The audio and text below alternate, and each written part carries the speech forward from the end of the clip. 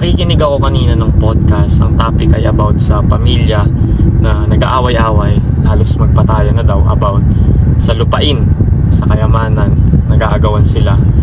And then na-realize ko lang na yung ibang tao, paano nila nagagawang hindi ma-realize na hindi ito yung permanent life natin, na there's more about it, na merong next life.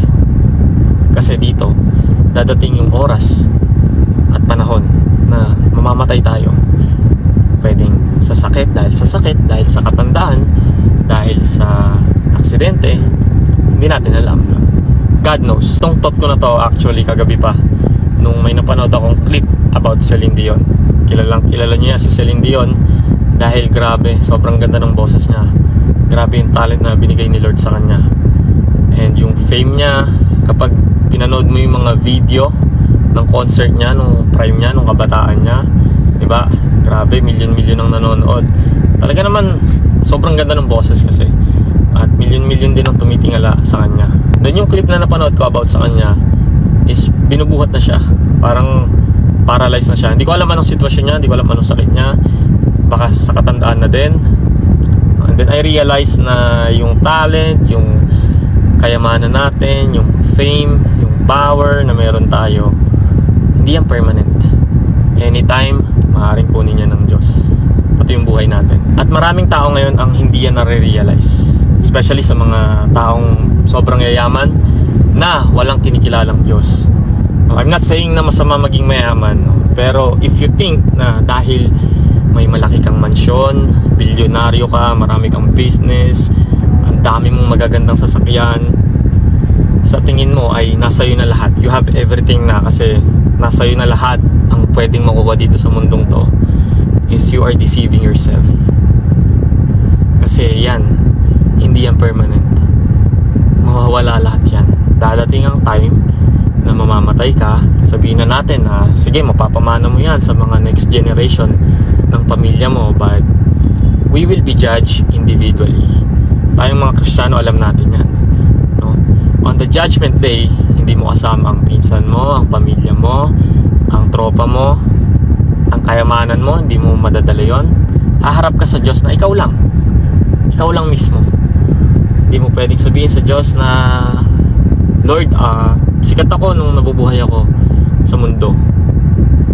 Ikaw mismo, and you will be judged according to your works. Ano yung mga ginawa mo dito habang nabubuhay ka pa.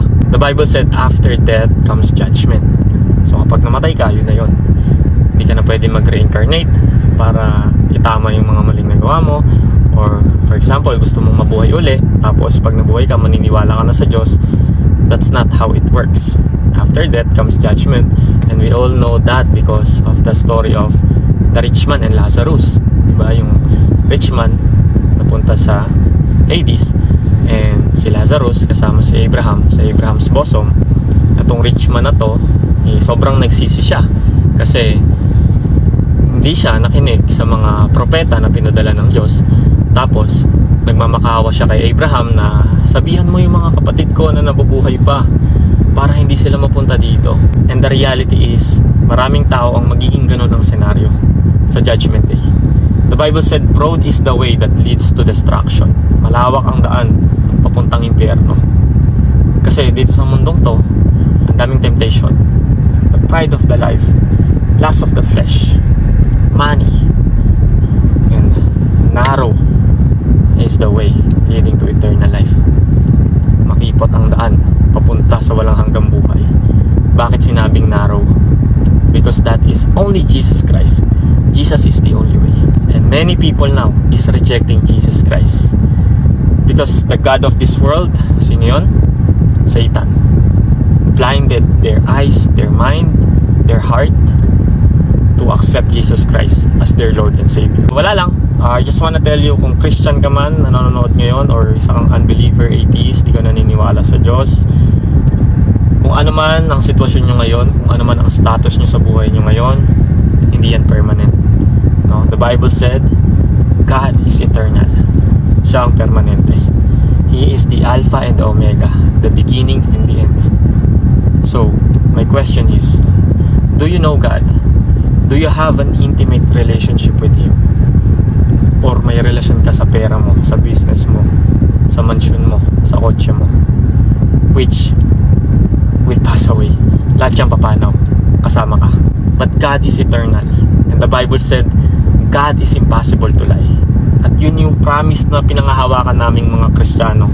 Dahil sinabi niya sa kanyang salita na lahat ng taong tatawag, maniniwala at mananampalataya ng buong puso sa kanyang anak na si Jesucristo will never be condemned, but will pass from death to life.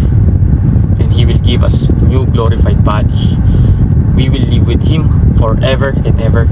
No tears in our eyes, no sorrow, no pain, wala nang overthinking, wala nang bill na iisipin, wala nang anxiety. Everything will be joyful together with Him. Especially no death.